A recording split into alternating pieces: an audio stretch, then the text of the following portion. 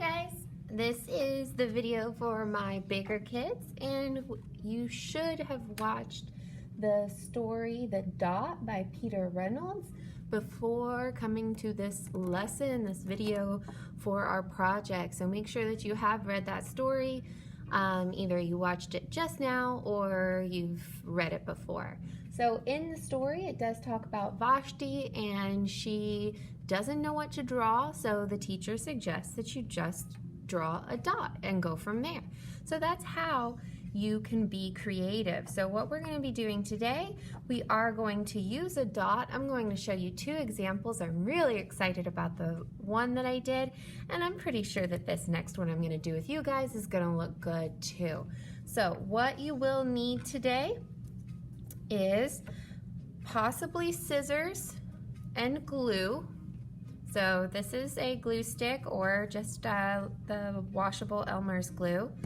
If you are using one like this, all you have to do is pull the bottom off. So if that was kind of confusing to you, just so you know, you just pull that bottom off that it usually stands on the stand, okay? So we'll need some scissors, maybe some colored paper or a scrap piece of paper. You could use a Post-it note that you have laying around. Anything will do. And then you will need to cut a circle out of it. You can do more than one, because I did two here, or you could do one big circle, or I wouldn't do small circles because, again, remember, I want you to use the whole piece of paper when you're making art in here. So medium-sized or big circles, please.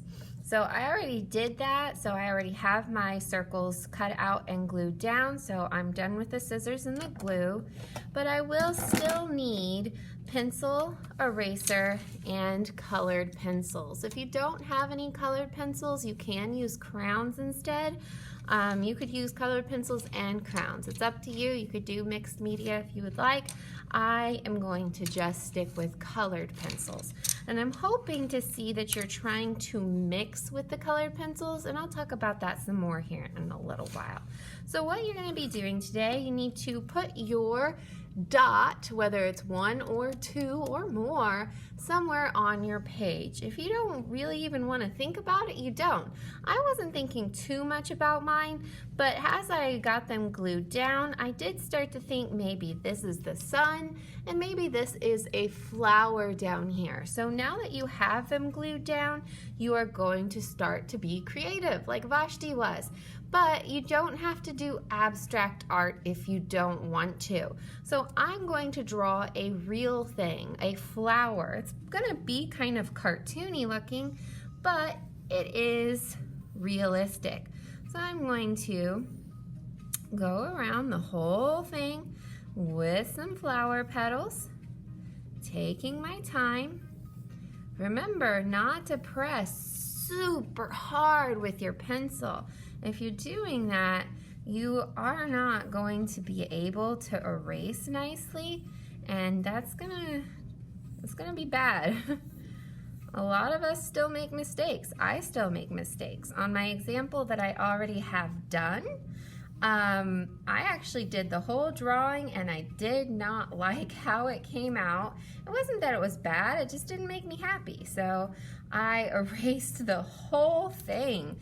And thank goodness I didn't press too hard, or I would not have been able to do that. I would have had to start all the way over. So I've got a rectangle coming down off of our flower. I'm going to put it in a little flower pot, I think. A little oval around it.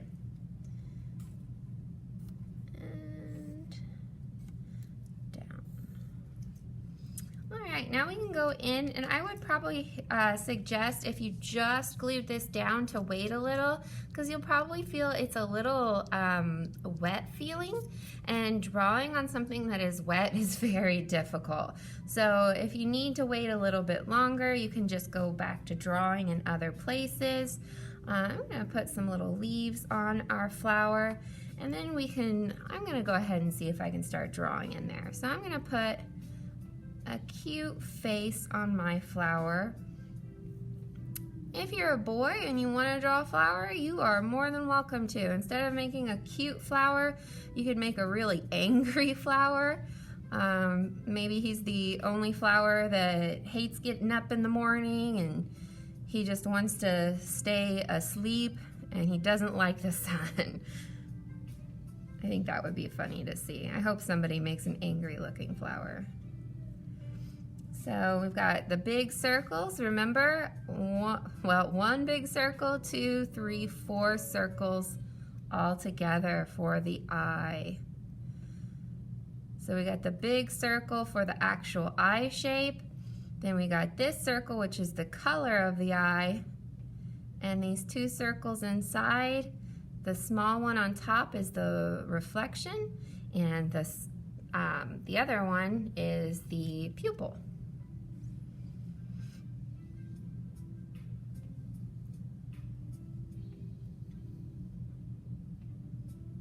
Big ol' open mouth.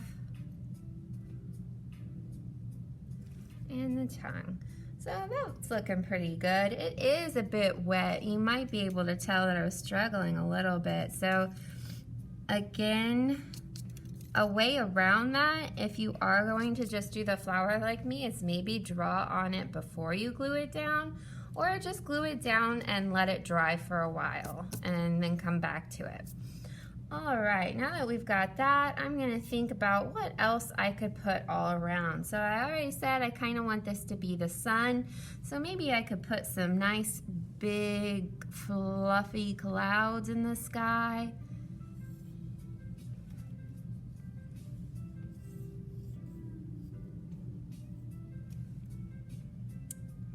What else could we do? Maybe we could put it in a field of other flowers. Maybe he's in his little flower pot and all of his friends are all growing wild. So let's put some curving lines back here for a hill. And then we could probably put another curving line. Now, I'm not gonna draw all the way through this. We don't have x-ray vision, so all I'm gonna do is kind of like think or imagine where that line would come back out and then just curve right there. And maybe we can put another little hill right here. So now we have some hills back there. Maybe we could do a nice, maybe a nice bumblebee or a ladybug. Maybe a ladybug.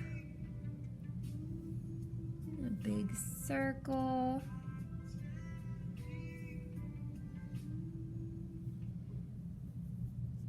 And the wings in the back.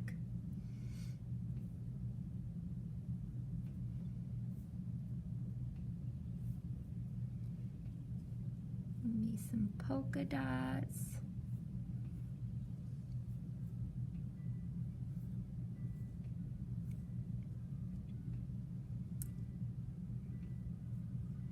I'm not going to do a lot of detail on the face here because it is a bit small, but that should be good. Maybe, what else should we add? Oh, that should be good. Maybe we can do some more flowers. Just an oval back here.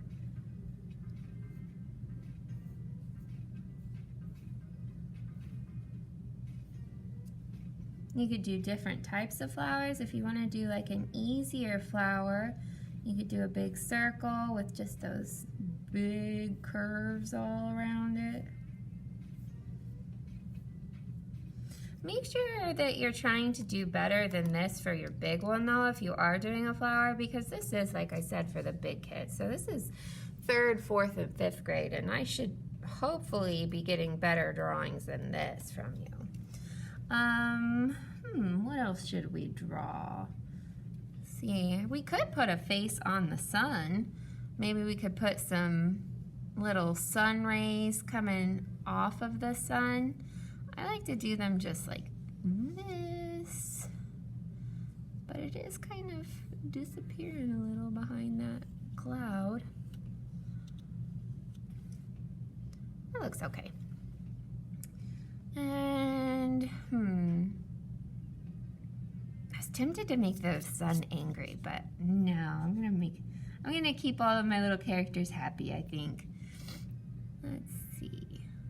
We could do a different type of eye here.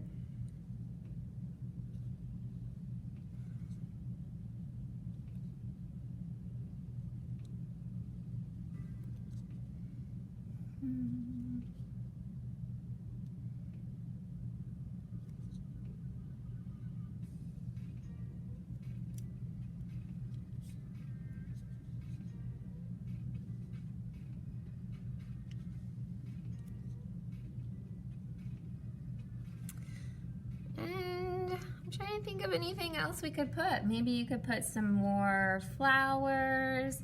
You could put maybe some flower petals kind of blowing in the wind, some butterflies, lots of different things that you could add to this to add more and more detail.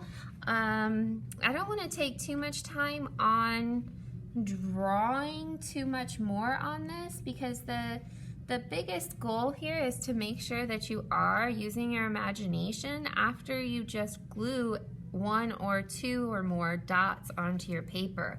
So you're turning those big circles or medium circles into something creative like I did here. So we could probably maybe I'll put a couple more flowers over here so it's not so empty. We kind of filled up that big empty space up there. Maybe we could put some other flowers down here. What kind of flower? Maybe a tulip.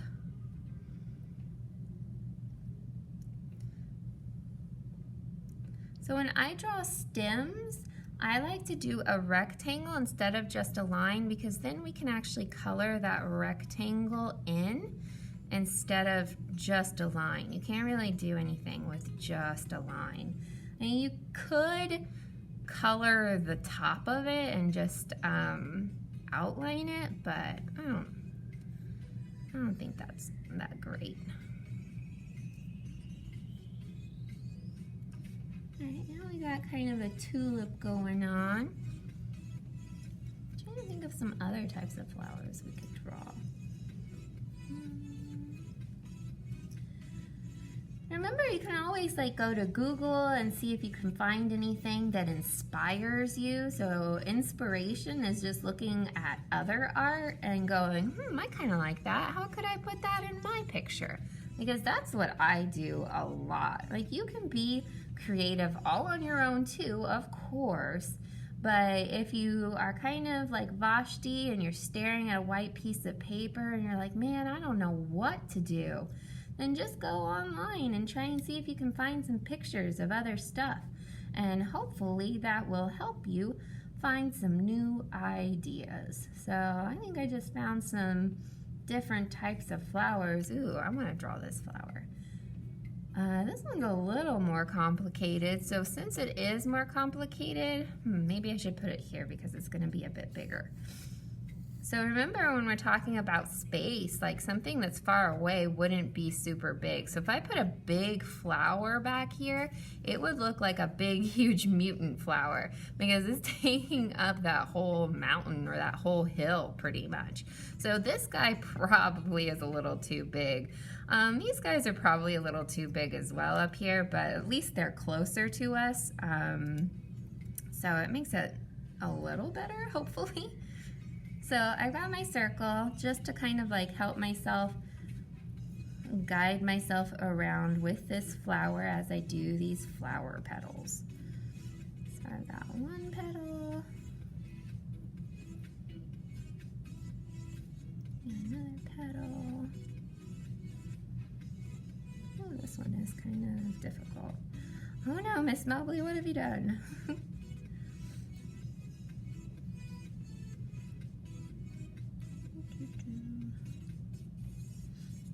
And one more petal over here. Let's see if we can still get a stem.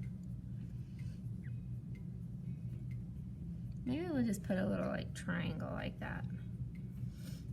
I don't think we're going to be able to get all the little circles and stuff in there. That should be good.